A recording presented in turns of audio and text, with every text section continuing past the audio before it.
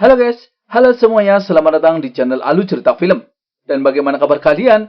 Tentunya Mimin selalu doakan agar kalian dalam keadaan baik dan sehat selalu.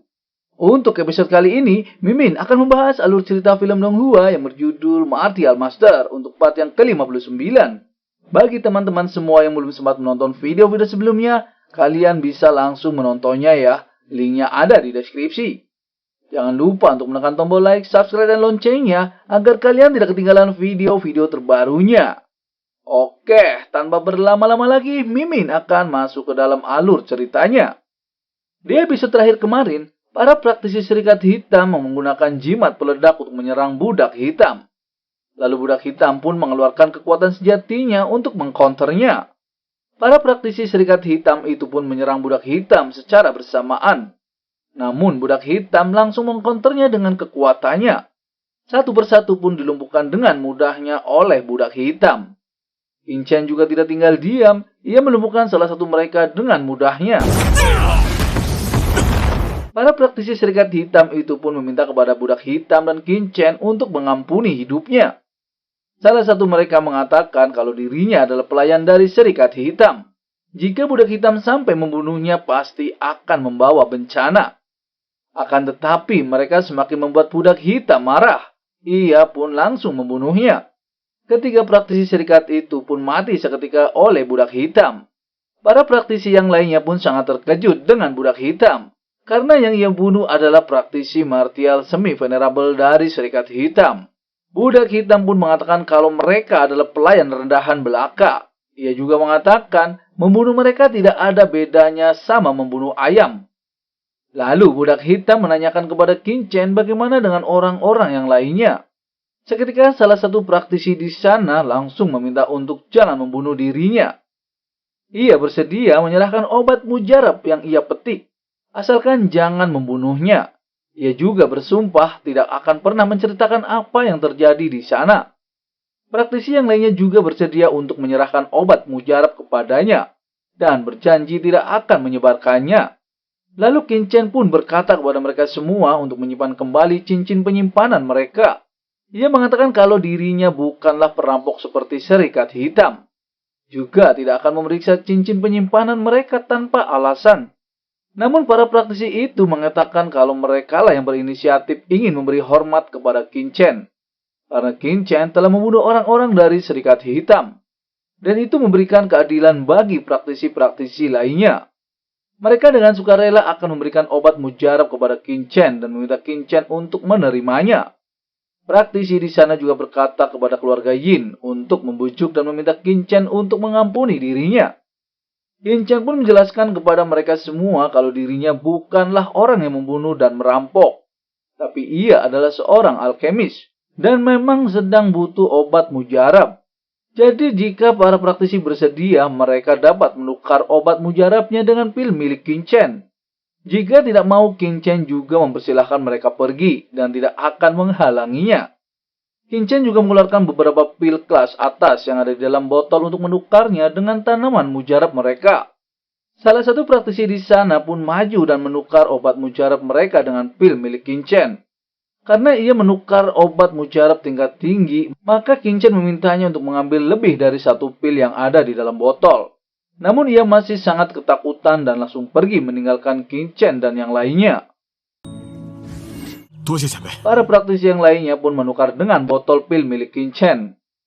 Di sisi lain, praktisi yang telah menukar dengan botol pil milik Kincen sangat senang karena Kincen benar-benar membiarkan dirinya pergi.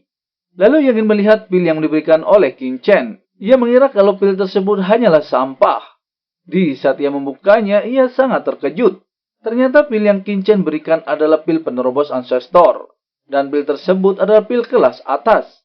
Lalu ia tahu kalau ia salah paham dengan Kincen. Jadi ia memutuskan untuk kembali kepada Kincen dan ingin menukar obat mujarab lainnya kepada Kincen. Namun di saat ia kembali, Kincen dan budak hitam sudah tidak ada di sana. Ia juga bertemu dengan praktisi yang lainnya, dan mereka semua sangat menyesal karena hanya menukarnya dengan satu botol pil saja dan buru-buru pergi. Ia baru tahu kalau Kincen ternyata memberikan pil tingkat 5. Mereka masih merasa menyesal dengan semua itu, Lalu mereka memutuskan untuk pergi karena ia takut kalau orang-orang dari Serikat Hitam akan datang. Kita kembali ke Qin Chen. Keluarga Yin berkata kepada Qin Chen kalau mereka akan meninggalkan rawa hitam kematian. Dan ia berterima kasih kepada Qin Chen karena sudah membantunya. Tuan Yin juga memberitahu kepada Qin Chen kalau sekitar ribuan mil ke arah selatan ada pusat reruntuhan yang baru saja muncul. Dan master dari kekuatan utama di kota Haizhou seharusnya sudah pergi. Master dari dinasti Zhao dan Xia juga ada di sana. Ia meminta kepada Qin Chen dan budak hitam untuk berhati-hati jika ingin pergi ke reruntuhan.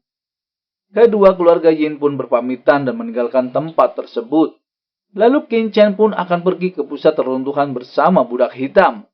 Ia pun menggunakan elang bulu besinya untuk menuju pusat reruntuhan. Sesampainya di sana, para praktisi yang memasuki kota Haizhou sebagian besar juga sudah berkumpul di pusat reruntuhan. Di saat Qin Chen dan budak hitam berjalan menuju reruntuhan, ada dua praktisi yang curiga kepada Qin Chen dari mana asalnya, bahkan berani langsung pergi ke sana. Dan mereka ingin tahu apa yang ingin Qin Chen dan budak hitam lakukan di sana. Lalu salah satu praktisi di sana meminta Qin Chen dan budak hitam untuk kembali. Ia pun langsung menyerang ke arah budak hitam. Budak hitam pun menghindari serangannya dan langsung mengcounter dengan tombak esnya. Dan membuat praktisi itu terpental dan terluka. Seketika tetua praktisi yang ada di sana pun sangat marah kepada budak hitam. Dan ia adalah tetua sekte iblis bumi dari dinasti Zhao. Budak hitam pun tidak takut sama sekali kepada mereka.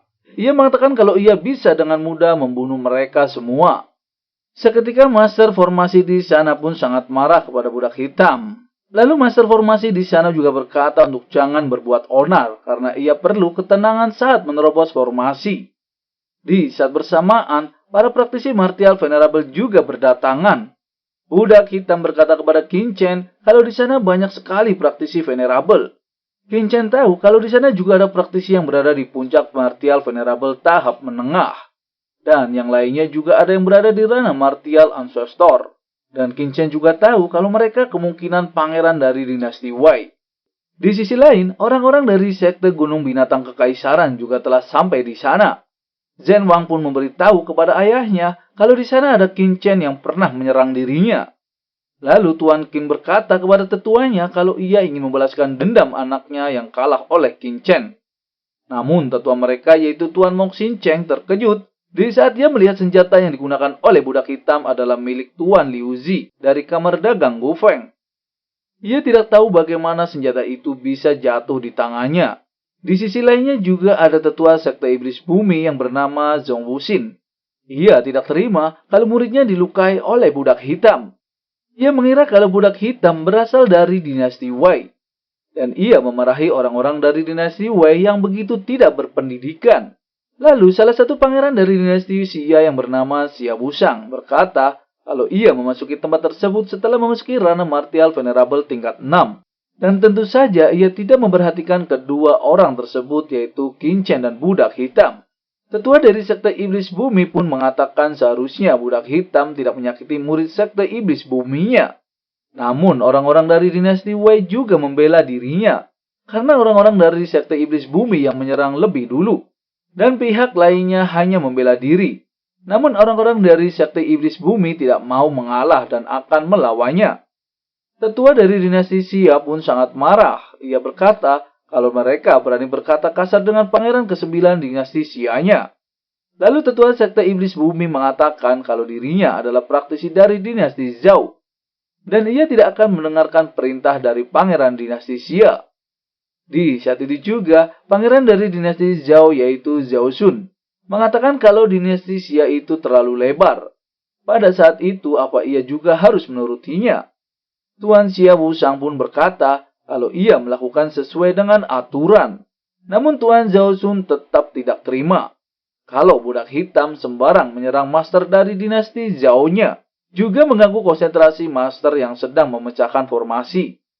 Lalu, master formasi di sana juga berkata kalau ia sedang mempelajari formasi, tapi terganggu oleh budak hitam. Jika di sana hanya untuk mengganggu orang lain saja, kapan reruntuhan itu akan terbuka? Tetua sekte iblis bumi tahu kalau belum ada yang datang seorang pun dari keluarga kerajaan dinasti Wei yang tiba.